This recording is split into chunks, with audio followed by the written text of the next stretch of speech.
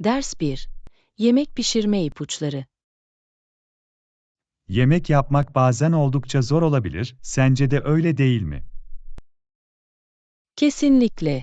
Her zaman tatları doğru bulmakta zorlanırım. Lezzetli bir yemek için hangi malzemeleri kullanacağınıza karar vermenize yardımcı olabilirim. Bu harika olurdu. Bana baharatla ilgili bazı ipuçları verebilir misiniz? Tabii ki. Baharat, yemeğinizin tadını arttırmanın anahtarıdır. Taze otlar kullanmanın büyük bir fark yaratabileceğini duydum. Bu doğru mu? Evet, taze otlar yemeklerinize canlı bir lezzet katar. Onları kesinlikle denemelisin. Yemeklerime daha fazla taze ot eklediğimden emin olacağım. Tavsiye için teşekkürler. Hoş geldin. Baharatı ayarlamak için yemek pişirirken yemeğinizi tatmayı unutmayın. Bunu aklımda tutacağım. Yardımın için minnettarım John. Benim için bir zevk, Anna. Mutlu yemekler. Ders 2. Döviz değişimi. Bu harika. Burada para alışverişi için bir ücret veya komisyon var mı? Hayır. Neyse ki döviz bozdurma için herhangi bir ücret veya komisyon yok. Bunu bilmek güzel. Ücretlerin oldukça yüksek olduğu deneyimler yaşadım. Evet, bazı yerler para alışverişi için fahiş ücretler alabilir. Değişim yapmadan önce oranların ve ücretlerin farkında olmak önemlidir. Kesinlikle. En iyi teklifi elde etmek için fiyatları karşılaştırmak her zaman iyi bir fikirdir. Katılıyorum. Güvenilir ve saygın bir yerde para alışverişi yapmak daha iyidir. Bu doğru. Adil bir döviz kuruna sahip olup olmadığını kontrol etmek de faydalıdır. Bir dahaki sefere para alışverişi yapmadan önce araştırmamı yaptığımdan emin olacağım. Bu akıllıca bir yaklaşım. Uzun vadede size biraz para kazandırabilir. Ders 3. Otobüse yakalanmak.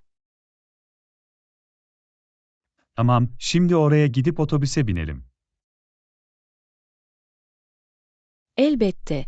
Daha fazla zaman kaybetmeyelim. Kaçırmak istemiyoruz. Doğru. Toplu taşıma söz konusu olduğunda dakik olmak önemlidir. Kesinlikle. Otobüslerin sabit programları var ve zamanında orada olmamız gerekiyor. Bir sonrakinin ne zaman geleceğini görmek için otobüs tarifesini kontrol edeceğim. Bu iyi bir fikir. Zamanımızı buna göre planlayabiliriz.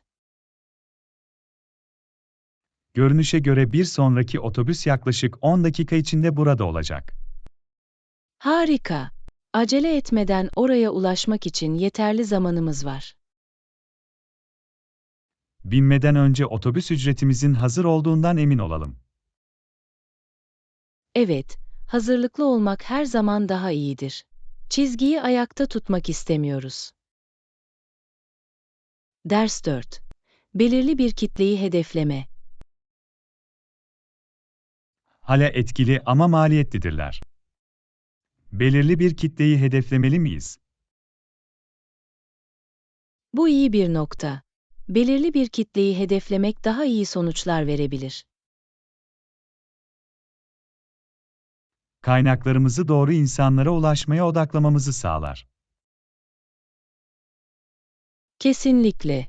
Mesajımızı o belirli grupla rezonansa uyacak şekilde uyarlayabiliriz. Ayrıca bütçemizi daha verimli bir şekilde tahsis etmemize yardımcı olur. Evet, ilgilenmeyen insanlara kaynak israfından kaçınabiliriz. Belirli bir kitleyi hedefleyerek başarı şansımızı artırabiliriz. Bu doğru. Her şey cevap vermesi muhtemel doğru insanları bulmakla ilgili. Hedef kitlemizi belirlemek için pazar araştırması yapmalıyız. Kabul ettim. Tercihlerini ve ihtiyaçlarını anlamak çok önemli olacaktır. Ders 5. Asansörler ve klima üzerindeki etkisi. Bu asansörlerin ve klimanın işleyişini etkileyecek mi? Bu mümkün. Elektrik kesintileri bu tür sistemlerin çalışmasını bozabilir. Bu bir sorun olabilir, özellikle yüksek binalarda ve sıcak iklimlerde. Evet, asansörler çalışmayı durdurabilir ve klima etkilenebilir. Yedek sistemlerin veya öneratörlerin yerinde olması önemlidir. Kesinlikle. Yedek güç, temel hizmetlerin sürekliliğini sağlayabilir. İnsanların konforu ve güvenliği bu gibi durumlarda bir öncelik olmalıdır. Katılıyorum. Yeterli hazırlıklar, neden olduğu rahatsızlığı en aza indirebilir. Büyük aksaklıkları önlemek için gerekli önlemlerin alınmasını umalım.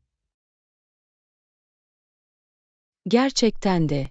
Proaktif olmak, bu tür durumları etkili bir şekilde ele almak için çok önemlidir. Ders 6. Bakkal alışverişi.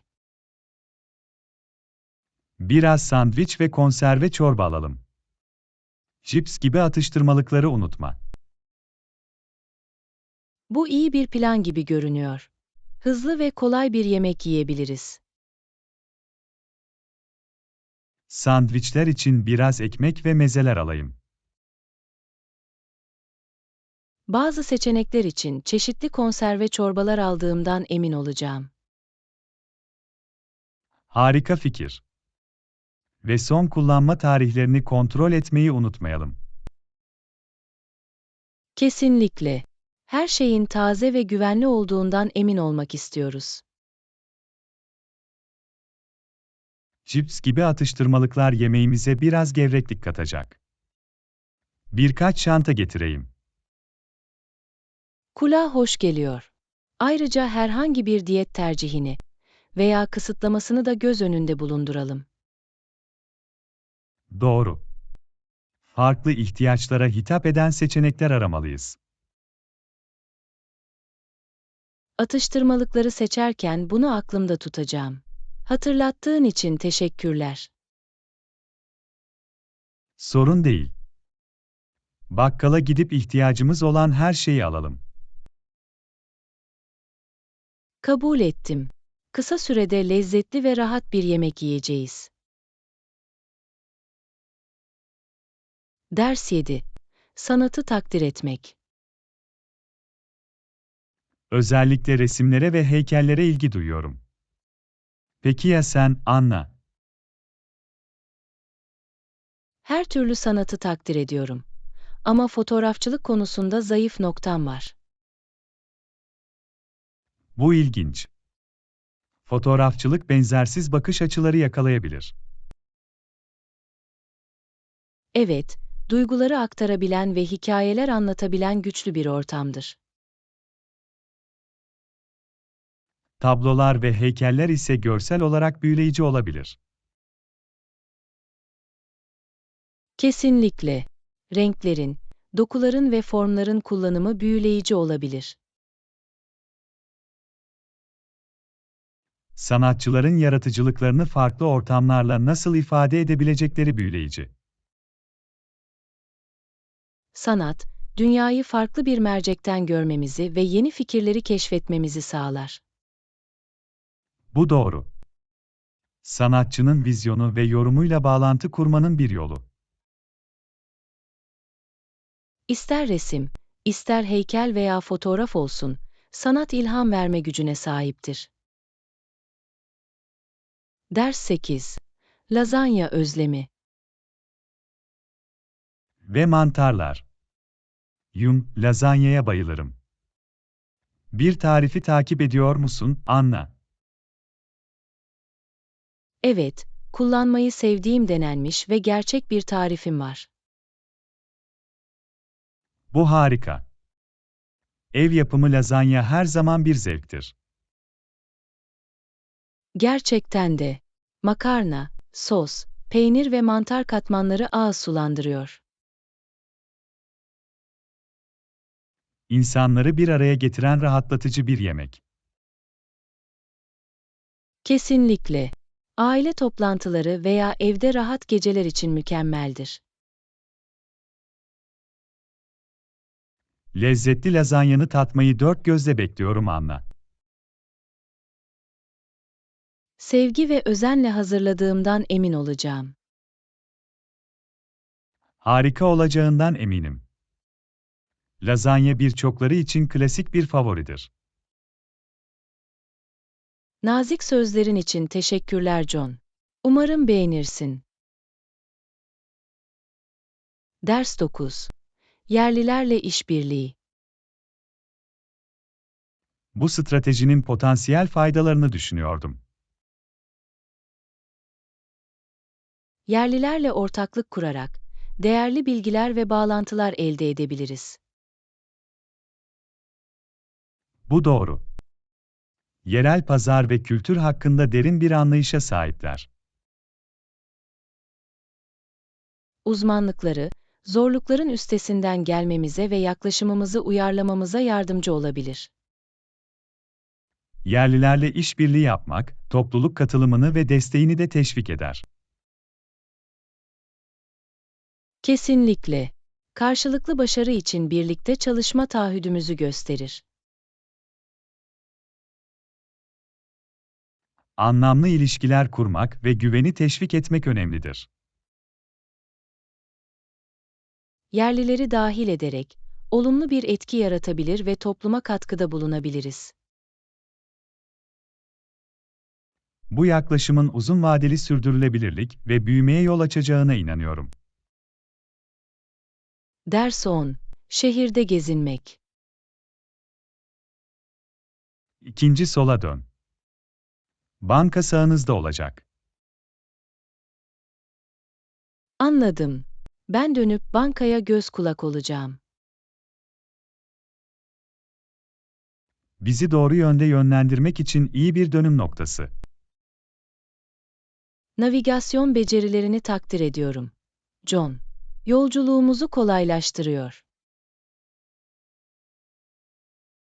Yardımcı olabileceğime sevindim. Şehirde gezinmek bazen zor olabilir. Evet, özellikle bölgeye aşina değilseniz. Sokak işaretlerine ve yer işaretlerine dikkat etmek onu daha az göz korkutucu hale getirebilir. Kesinlikle. Her şey odaklanmak ve yönergeleri takip etmekle ilgili. Hedefimize kısa sürede ulaşacağız. Biraz daha ileri. Bana rehberlik ettiğin için teşekkürler John. Şimdi kendimi daha güveniyorum. Hoş geldin, Anna. Sana yardımcı olabildiğime sevindim. Ders 11. Parktaki beyaz bina. Parktaki beyaz binayı fark ettiniz mi? Evet, aldım. Beyaz çardaktan önce mi sonra mı inşa edildiğini merak ediyorum. Sanırım beyaz bina çardaktan sonra inşa edildi. Bu ilginç. Her zaman çardağın daha yeni ekleme olduğunu düşünmüşümdür. Hayır, beyaz binanın park yönetimini barındırmak için inşa edildiğini okuduğumu hatırlıyorum. Oh, anlıyorum. Bu yüzden pratik bir amaca hizmet eder. Kesinlikle. Parkın tesislerine güzel bir katkı. Katılıyorum. Beyaz bina çevreye zarafet katıyor.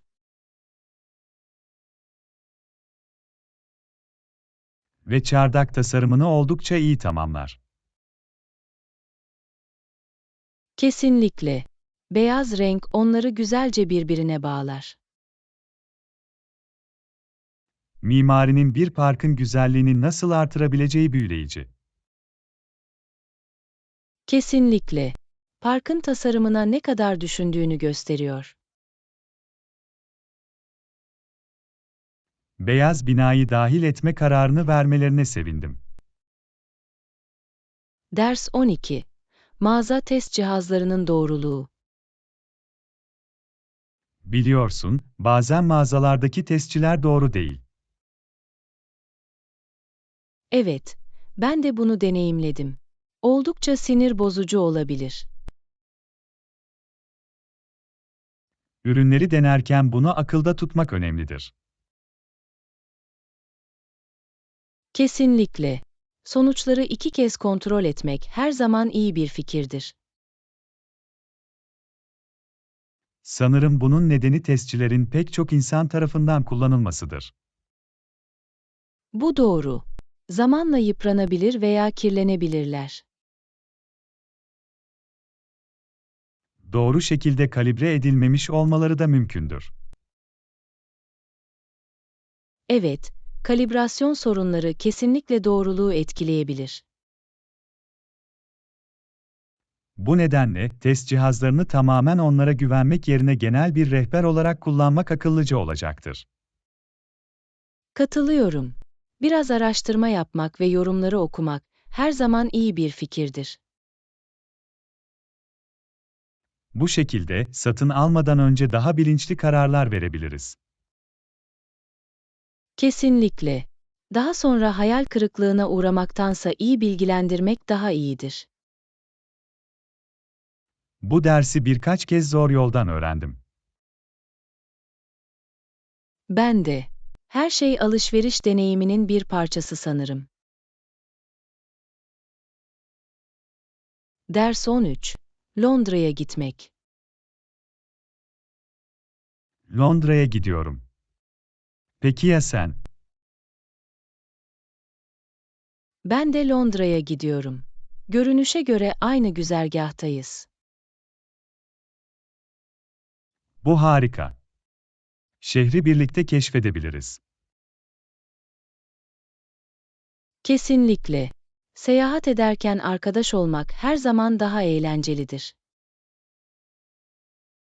Daha önce Londra'ya gittin mi? Evet, aldım. Şehrin zengin tarihini ve canlı atmosferini seviyorum. Görülecek ve yapılacak çok şey var. Ünlü simge yapıları ziyaret ettiğim için heyecanlıyım.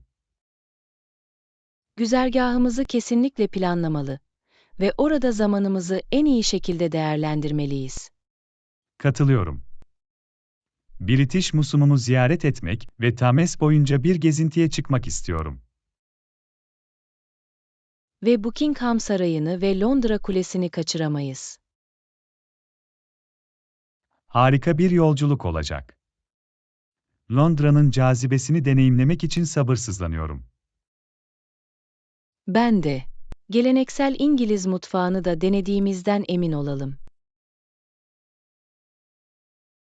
Kesinlikle. Balık ve patates kızartması ve ikindi çayı şarttır. Ders 14. Fiyatları karşılaştırma. Harika, fiyatları karşılaştırabilir ve en iyi seçenekleri seçebiliriz. Bu akıllı bir yaklaşım. Bütçemize dikkat etmek her zaman iyidir. Kesinlikle. Londra pahalı bir şehir olabilir, ancak para biriktirmenin yolları vardır. Bazı bölgelerin daha uygun fiyatlı alışveriş seçeneklerine sahip olduğunu duydum.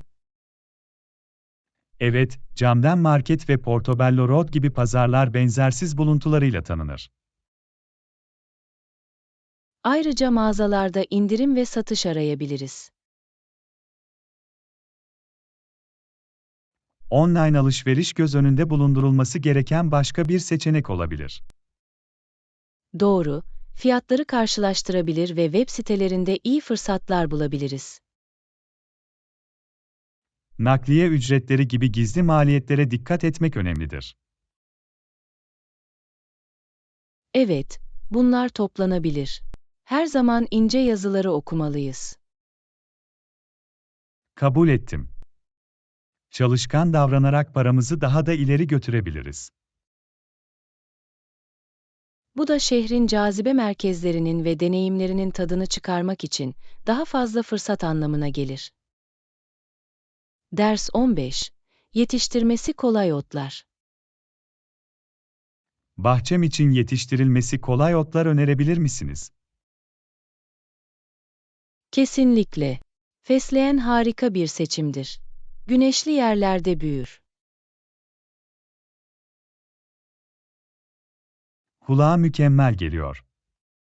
Taze fesleğenin aromasını ve tadını seviyorum. Ayrıca nane yetiştirmeyi de düşünmelisiniz. İnanılmaz derecede dayanıklı ve çok yönlü. Nane harika bir ek olurdu. Çaylar ve kokteyller için kullanabilirim. Dikkate alınması gereken bir diğer bitki biberiyedir. Oldukça esnektir ve birçok yemeğe lezzet katar. Biberiye ile yemek yapmayı seviyorum. Kavrulmuş etlere harika bir koku katar. Biraz baharat seviyorsanız, biraz acı biber yetiştirmeyi deneyin. Bu harika bir fikir. Bulaşıklarıma biraz ısı ekleyebilirim. Son olarak maydanoz, yetiştirilmesi kolay ve yemeklere tazelik katan popüler bir bitkidir. Bitki bahçeme kesinlikle maydanoz ekleyeceğim. Önerileriniz için teşekkür ederiz. Hoş geldin. Mutlu bahçecilik.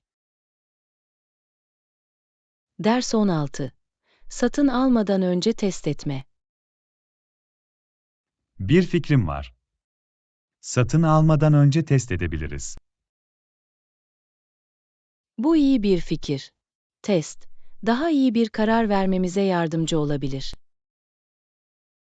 Bir demo sürümünü deneyebilir veya birinden ödünç alabiliriz. Evet, bu şekilde ihtiyaçlarımızı karşılayıp karşılamadığını görebiliriz. Test bize uygulamalı bir deneyim verecektir. Ve kalitesini ve işlevselliğini değerlendirebiliriz.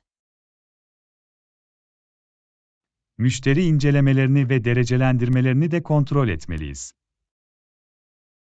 Başkalarının deneyimleri hakkında fikir edinmek için bu önemlidir. Test, alıcının pişmanlığını önlememize yardımcı olacaktır. Daha sonra pişmanlıkları önlemek için akıllı bir yaklaşımdır. Daha fazla bilgi toplayalım ve seçenekleri karşılaştıralım. Kesinlikle, kapsamlı araştırma gereklidir. Test edilecek özelliklerin bir kontrol listesini yapmalıyız. Bu şekilde önemli yönleri kaçırmayacağız.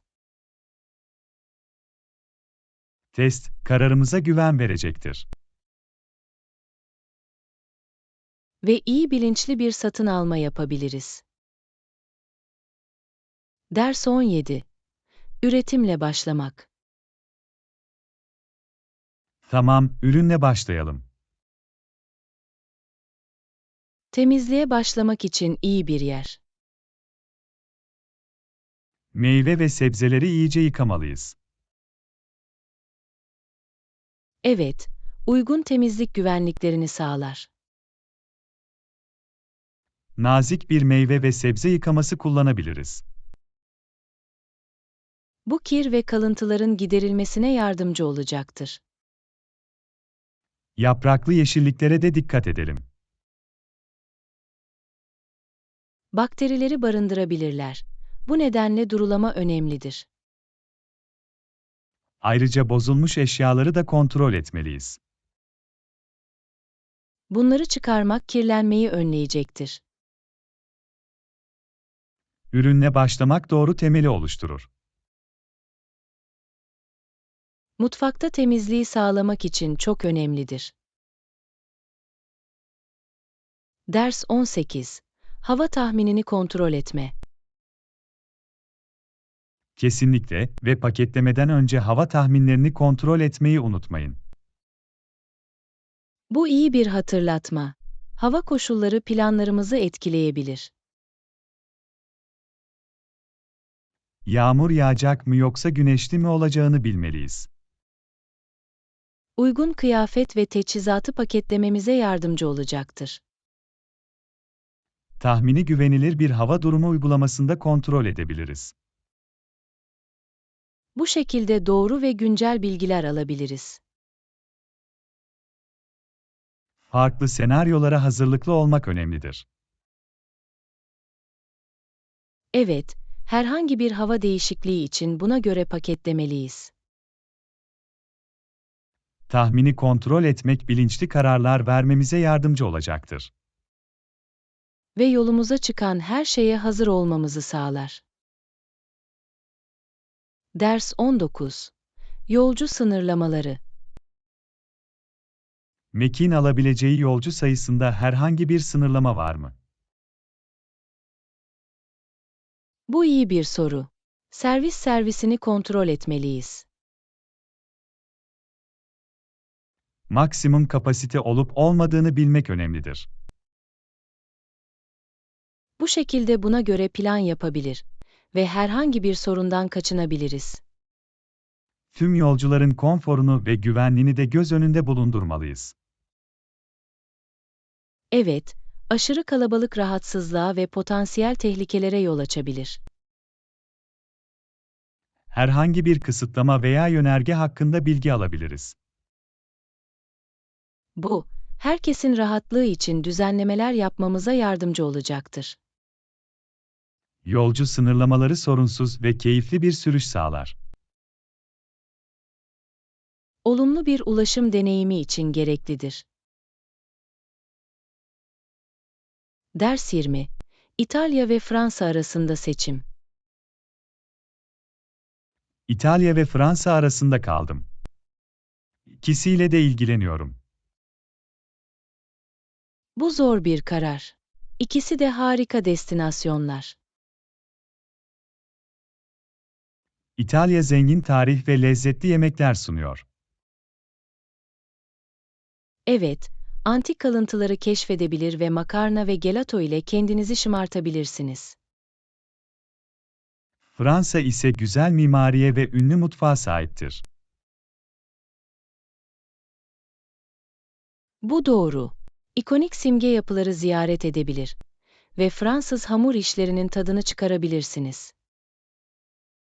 Her ülkedeki belirli cazibe merkezlerini ve etkinlikleri göz önünde bulundurmalıyım.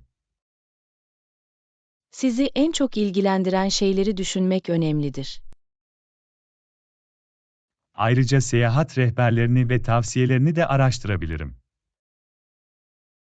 Bu, karar vermenize yardımcı olacak değerli bilgiler sağlayacaktır. İtalya ve Fransa arasında seçim yapmak dikkatli bir değerlendirme gerektirir. Zaman ayırın ve her varış yerinin artılarını ve eksilerini tartın. Ders 21. İş-yaşama dengesi. Kesinlikle, iş-yaşam dengesine sahip olmak önemlidir, değil mi? Daha fazla aynı fikirde olamazdım. Refahımız için çok önemlidir. İş ve kişisel yaşamı dengelemek stresi azaltabilir. Bu doğru. Rahatlamamızı ve şarj olmamızı sağlar. Ayrıca aile ve arkadaşlarla iyi ilişkiler kurmamıza yardımcı olur. Evet, sevdiklerinizle kaliteli zaman geçirmek çok önemlidir. İş-yaşam dengesini sağlamak sınırların belirlenmesini gerektirir. Sınırları belirlemek, zamanımıza ve enerjimize öncelik vermemize yardımcı olur. Gerektiğinde hayır demeyi öğrenmeliyiz. Hayır demek, gerçekten önemli olan şeylere odaklanmamızı sağlar. Öz bakım için zaman planlamak da önemlidir. Kendimize bakmak sağlıklı ve mutlu kalmamızı sağlar. Ve unutmayın, iş-yaşam dengesi herkes için farklı görünüyor. Bu doğru.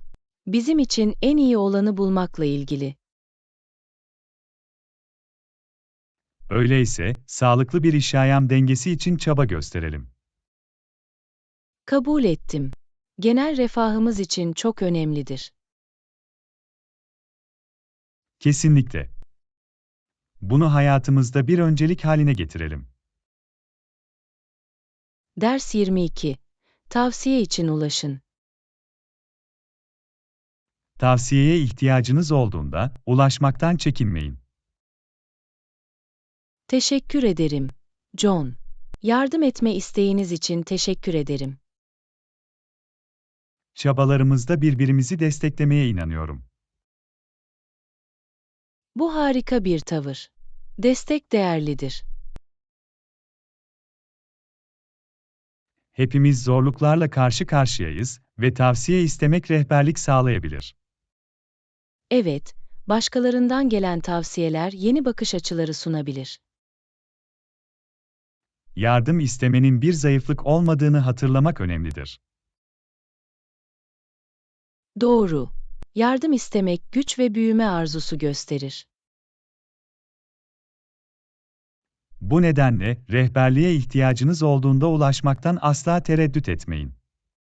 Bunu aklımda tutacağım. Desteğinizi almak güven verici. Senin için orada olabileceğime sevindim. Bu işte birlikteyiz. Teşekkür ederim, John. Teklifinizi kesinlikle hatırlayacağım. Hoş geldin, Anna. İhtiyacın olduğunda yardım etmek için buradayım. Ders 23. Hobiler ve ilgi alanları. Resim yapmanın yanı sıra bahçeciliği severim. Peki ya sen, Anna? Bu konuda yetkin değilim ama bahçecilikten de zevk alıyorum. Bahçecilik, doğa ile bağlantı kurmanın harika bir yoludur. Bu doğru. Bitkilerin büyüdüğünü görmek rahatlatıcı ve tatmin edici. Ayrıca kendi meyve ve sebzelerinizi yetiştirebilirsiniz. Evet, kendi yetiştirdiğin şeyi yemek ödüllendirici. Ve bahçecilik de bir egzersiz şekli olabilir. Kesinlikle. Sizi aktif tutar ve zindeliği geliştirir. İş dışında hobilerde neşe bulmak harika. Kesinlikle. Hobiler bir denge sağlar ve mutluluk getirir. Öyleyse, hobilerimizi ve ilgi alanlarımızı takip etmeye devam edelim. Kabul ettim.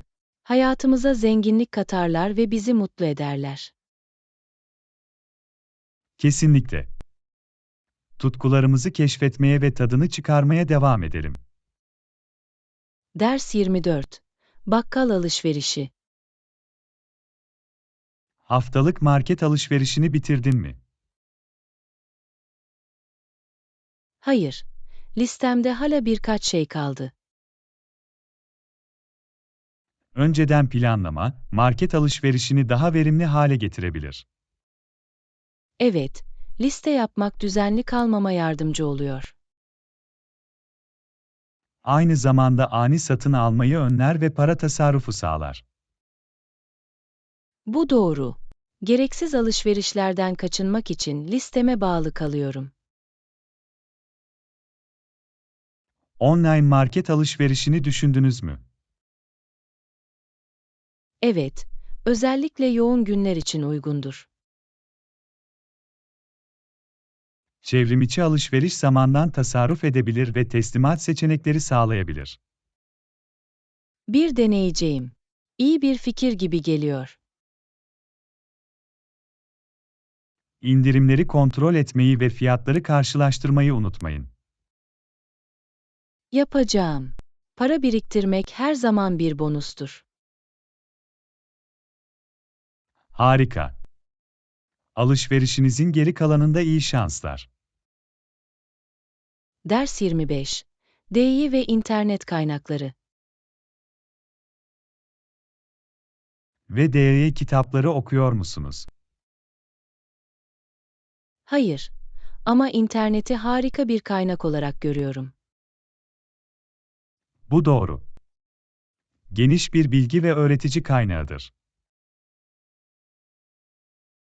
DI bloglarından ve web sitelerinden çok şey öğrendim. DE projeleri eğlenceli ve ödüllendirici olabilir.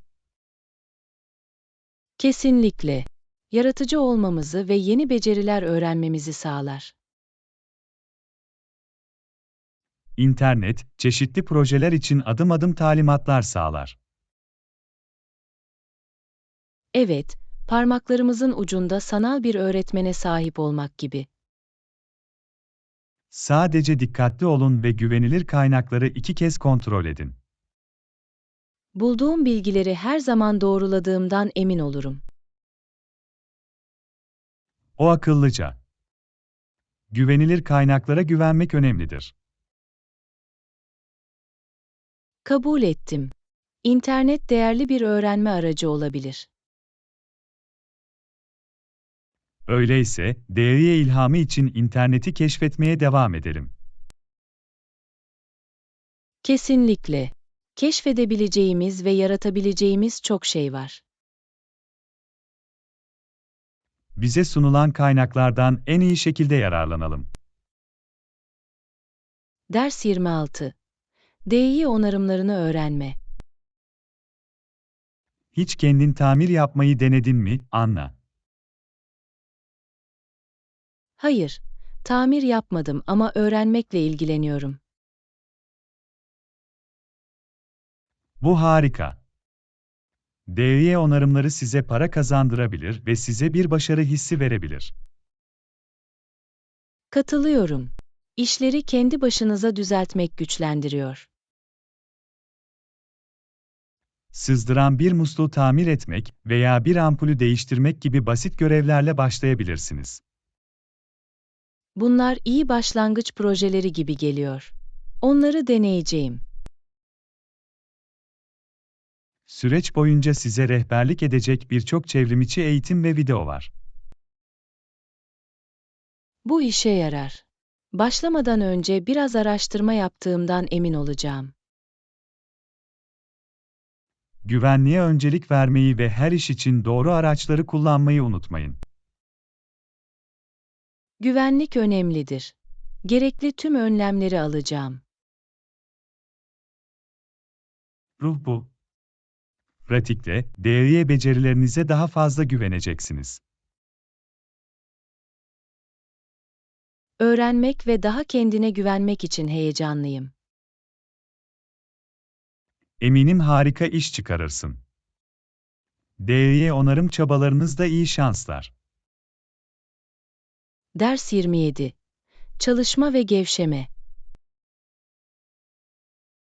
Bitirmem gereken bazı işler var ama ondan sonra ben de rahatlayacağım. İş ve rahatlama arasında bir denge kurmak önemlidir. Kesinlikle. Gevşeme zihni ve bedeni gençleştirir. Sağlıklı bir yaşam tarzı yenilememize ve sürdürmemize yardımcı olur. İş sırasında mola vermek aslında üretkenliği artırabilir. Bu doğru. Yeniden odaklanmamızı ve tükenmişlikten kaçınmamızı sağlar. Zevk aldığımız aktivitelere katılmak gevşememize ve stresi azaltmamıza yardımcı olur. İster kitap okumak ister yürüyüşe çıkmak olsun. Rahatlama gereklidir. Öz bakıma öncelik vermek ve rahatlamak için zaman ayırmak önemlidir. Daha fazla aynı fikirde olamazdım. Kendimize dikkat etmeliyiz. Öyleyse işimizi bitirelim ve sonra rahatlamak ve gevşemek için zaman bulalım. Kesinlikle. Refahımızı önceliklendirmek önemlidir. Ders 28. Ormansızlaşma ve yaban hayatı. Ormansızlaşma ve vahşi yaşam üzerindeki etkisi konusunda gerçekten endişeliyim. Endişenizi paylaşıyorum. Ormansızlaşmanın önemli sonuçları vardır. Doğal yaşam alanlarını yok eder ve birçok türün hayatta kalmasını tehdit eder. Ekosistemleri bozar ve biyolojik çeşitliliğin kaybına yol açar. Ormansızlaşma ayrıca iklim değişikliğine katkıda bulunur ve yerel toplulukları etkiler. Evet, geniş kapsamlı sosyal, ekonomik ve çevresel etkileri vardır. Ormanları korumanın önemi konusunda farkındalık yaratmamız gerekiyor. Kesinlikle. Koruma çabaları ve sürdürülebilir uygulamalar çok önemlidir. Ağaçlandırma için çalışan kuruluşları desteklemek, yardım etmenin bir yoludur. Günlük yaşamımızda sürdürülebilirliği teşvik eden seçimler de yapabiliriz. Birlikte bir fark yaratabilir ve gezegenimizin ormanlarını ve vahşi yaşamını koruyabiliriz. Ders 29. Renk şemasını değiştirme ve doğalları birleştirme. Alanınızın renk düzenini değiştirmeyi düşündün mü, Anna? Evet, tasarıma daha doğal unsurlar dahil etmek istiyorum. Kulağa harika geliyor. Doğal renkler sakinleştirici ve davetkar bir atmosfer yaratabilir. Yeşiller ve kahverengi gibi toprak tonlarını kullanmayı düşünüyorum. Toprak tonları doğaya uyum ve bağlantı duygusu getirebilir. Ayrıca ahşap ve taş gibi doğal dokuları tanıtmak istiyorum. Bu genel estetiğe sıcaklık ve özgünlük katacaktır. İç mekan bitkilerini de dahil etmeyi planlıyorum. İç mekan bitkileri sadece görsel çekiciliği artırmakla kalmaz, aynı zamanda hava kalitesini de iyileştirir. Dönüşüm için heyecanlıyım. Huzurlu bir ortam yaratacaktır. Harika bir plan gibi geliyor. Sonucu görmek için sabırsızlanıyorum, Anna. Ders 30. Göl yakınında rahat kulübe. Önce sen. Hangileri dikkatinizi çekti? Bir seçenek göl yakınında rahat bir kır evi. Oh, kulağa hoş geliyor. Her zaman su kenarında dinlenmek istemişimdir. Dinlenebileceğiniz ve doğanın tadını çıkarabileceğiniz huzurlu bir yer. Ayrıca şehir merkezinde modern bir daireye rastladım. Şehir merkezinde yaşamak kolaylık ve olanaklara kolay erişim sunar. Bu doğru. Mağazalara ve restoranlara yakın olmak harika olurdu. Diğer bir seçenek ise kırsal kesimde geniş bir çiftlik evidir. Doğayla çevrili olma ve daha fazla alana sahip olma fikrini seviyorum. Her seçeneğin kendine özgü bir çekiciliği vardır. Tercihlerinize ve yaşam tarzınıza bağlıdır. Zor bir karar. Ama bana en uygun olanı düşüneceğim. Zaman ayırın ve her ortamda kendinizi hayal edin. Mükemmel yeri bulacaksınız. Teşekkür ederim, John.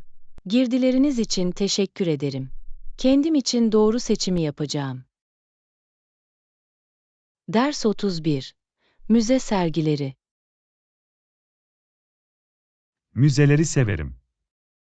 Ne tür sergileri var? Müzede çok çeşitli sergiler var. Kulağa ilginç geliyor.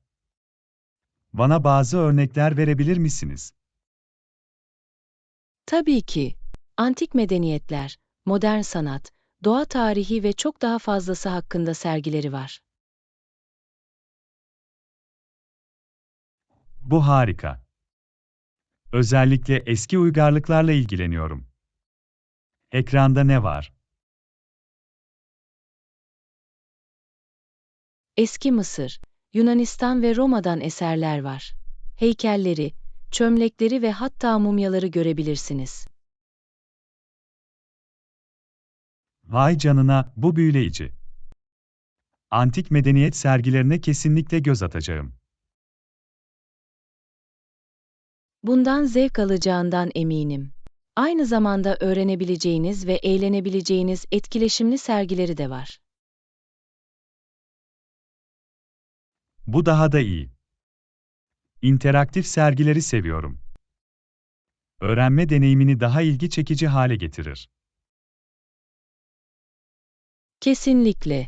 Müze, her yaştan ziyaretçi için eğitici ve eğlenceli bir deneyim sunmayı amaçlamaktadır. Bu harika. Müzeyi ziyaret etmek ve tüm sergileri keşfetmek için sabırsızlanıyorum.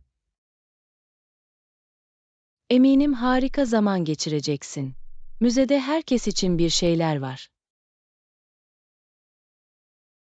Bilgiyi paylaştığınız için teşekkür ederiz. Bunu takdir ediyorum. Hoş geldin. Umarım müzeye harika bir ziyaret geçirirsiniz. Yapacağım. Tekrar teşekkürler. Ders 32. Sağlıklı atıştırma. Öğünler arasında atıştırma konusunda, atıştırmalıklar sağlıklı olabilir, eğer. Besleyici seçenekleri seçin. Doğru. Cips veya kurabiyelere ulaşmak yerine meyve veya kurabiyeleri tercih edebiliriz. Bu iyi bir fikir. Meyveler ve kuru yemişler vitamin, mineral ve lif sağlar. Ayrıca, şeker ve sağlıksız yağ oranı yüksek işlenmiş atıştırmalıklara daha sağlıklı bir alternatiftir. Kesinlikle.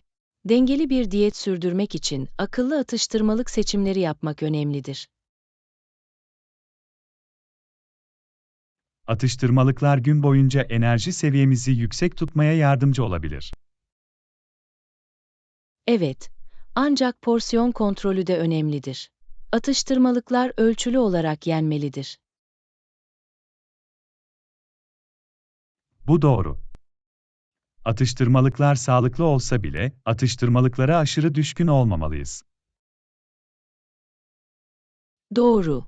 Bir denge bulmak ve vücudumuzun açlık ipuçlarını dinlemekle ilgilidir. Ve önceden plan yapmak ve sağlıklı atıştırmalıkların hazır bulunması her zaman iyi bir fikirdir. Kesinlikle. Elde meyve, sebze veya yoğurt olması sağlıksız cazibelere direnmeyi kolaylaştırır.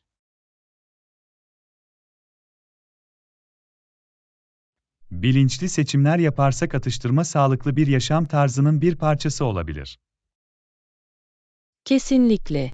Her şey, genel refahımız üzerinde büyük etkisi olabilecek küçük değişiklikler yapmakla ilgilidir. Ders 33. İçecek çeşitliliği. Tamam, onu alayım. Ve içecekler için çeşitlerimiz var, değil mi? Evet, çok çeşitli içecek seçenekleri sunuyoruz. Bu harika. Bana bazı örnekler verebilir misiniz? Kahve, çay ve sıcak çikolata gibi sıcak içeceklerimiz var. Ayrıca soda, meyve suyu ve su gibi soğuk içeceklerimiz de var. Mükemmel. Canlandırıcı bir şey için havasındayım. Ne tür meyve sularınız var? Portakal suyu, elma suyu, üzüm suyu ve tropikal meyve karışımımız var. Kulağa lezzetli geliyor. Tropikal meyve karışımı ile gideceğim.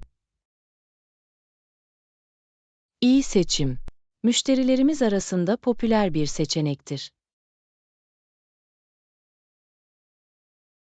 Denemek için sabırsızlanıyorum. Sıcak içecekler için önerileriniz var mı?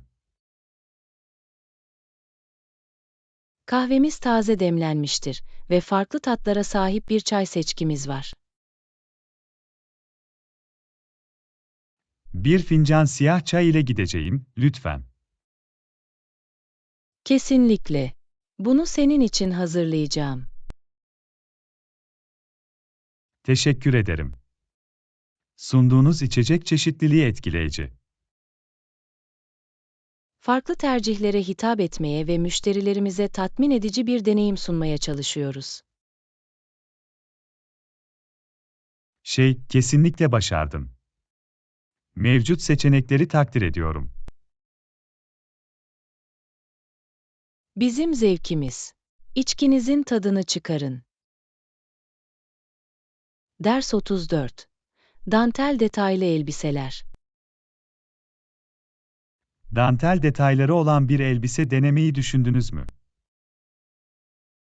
Bunu hiç düşünmedim. Dantelli elbiseler hakkında özel olan nedir? Dantel detaylı elbiseler görünümünüze zarafet ve kadınlık katabilir. Kulağa hoş geliyor. Dantel narin ve karmaşık bir güzelliğe sahiptir. Kesinlikle. Romantik ve vintage esintili bir hava yaratabilir. İlgimi çekti. Dantel detaylı elbiseleri nerede bulabilirim?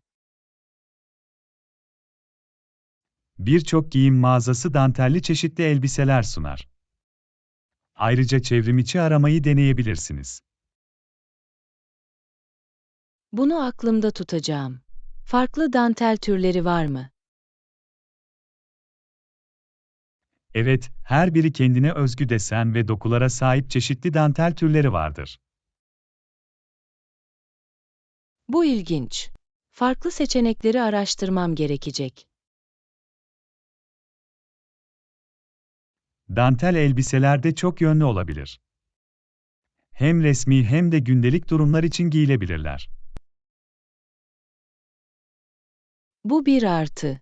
Farklı şekilde şekillendirilebilen bir elbiseye sahip olmak her zaman harikadır. Kesinlikle. Dantel elbiseler daha resmi bir görünüm için topuklu ayakkabılarla eşleştirilebilir veya rahat bir gezi için ayakkabılarla giyilebilir. Çok yönlülüğü takdir ediyorum.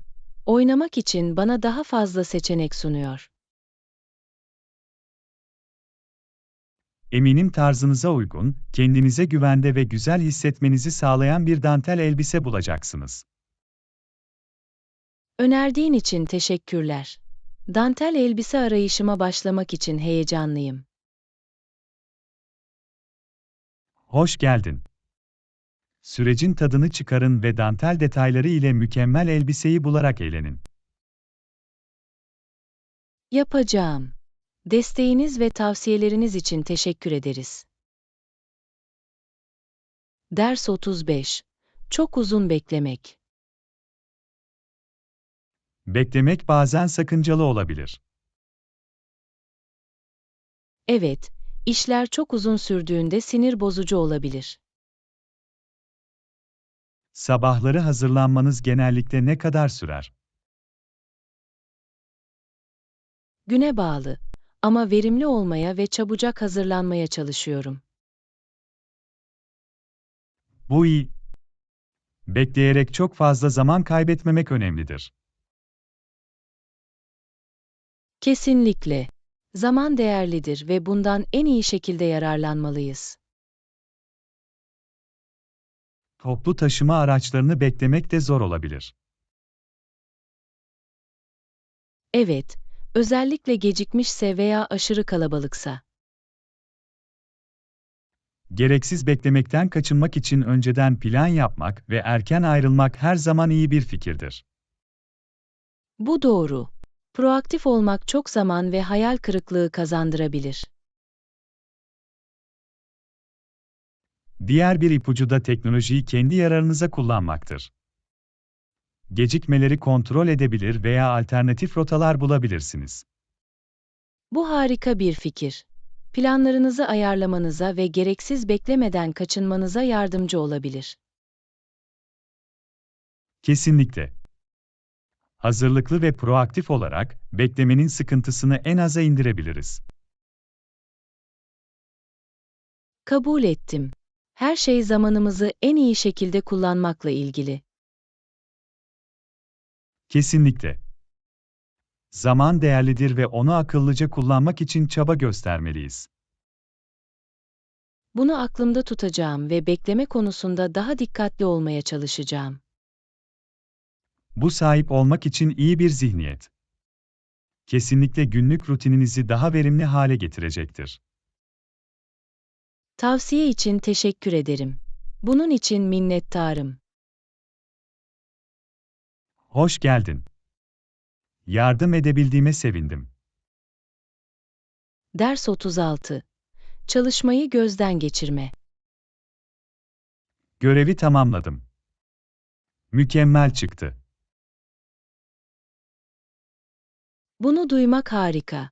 Üzerinde çalışacağım ve incelemeniz için göndereceğim. Mükemmel. Acele etmeyin ve herhangi bir açıklamaya ihtiyacınız olursa bana bildirin.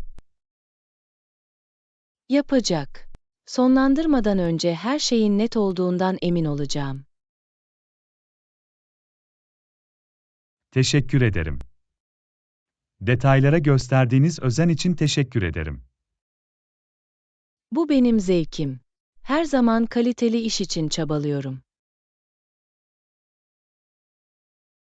Yeteneklerine güveniyorum.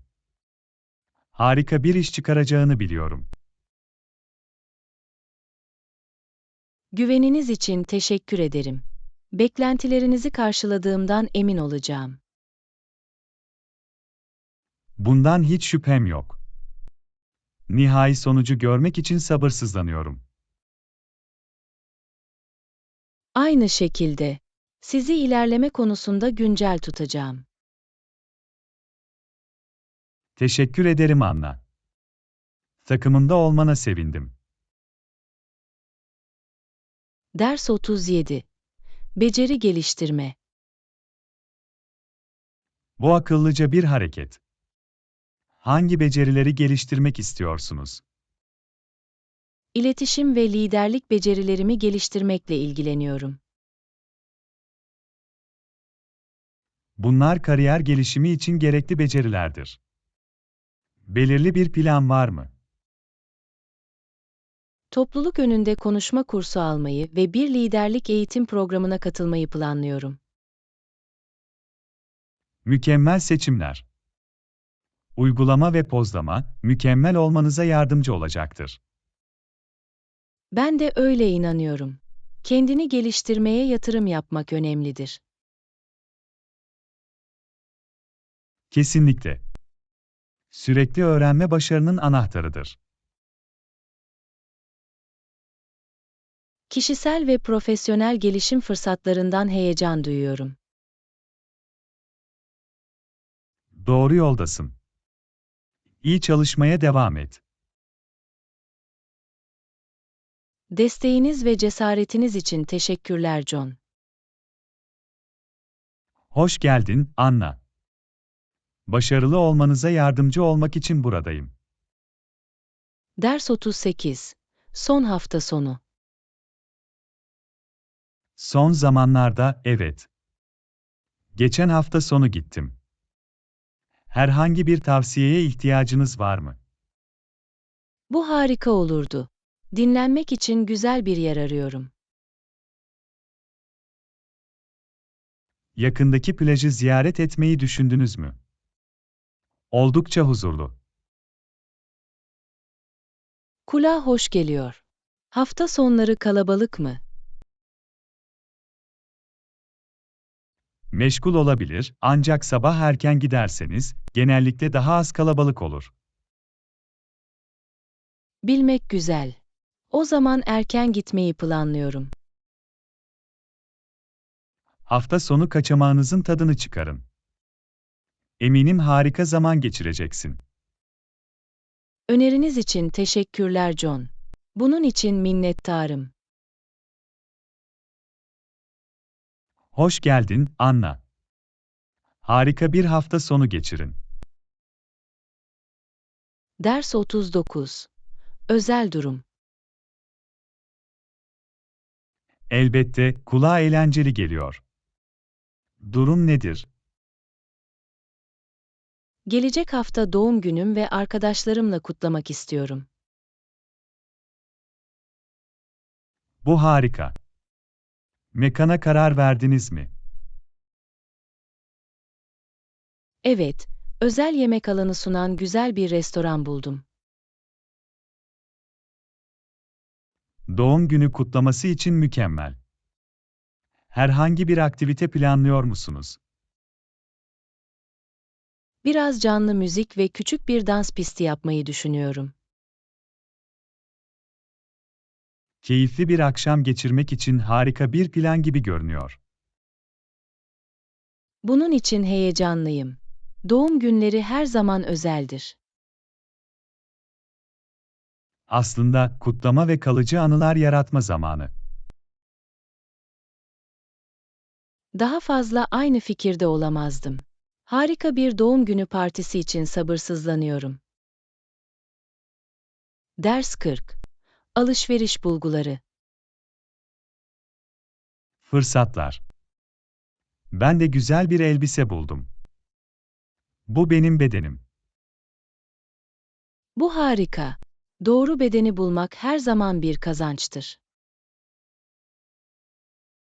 Kesinlikle. Bazen mükemmel uyumu bulmak kolay değildir. Benzer bir deneyim yaşadım. Oldukça sinir bozucu olabilir. Ama iyi uyan bir şey bulduğunuzda buna değer. Kesinlikle. Güveninizi artırır ve kendinizi iyi hissetmenizi sağlar. Bu çok doğru. Giysilerin benlik saygımız üzerinde önemli bir etkisi olabilir.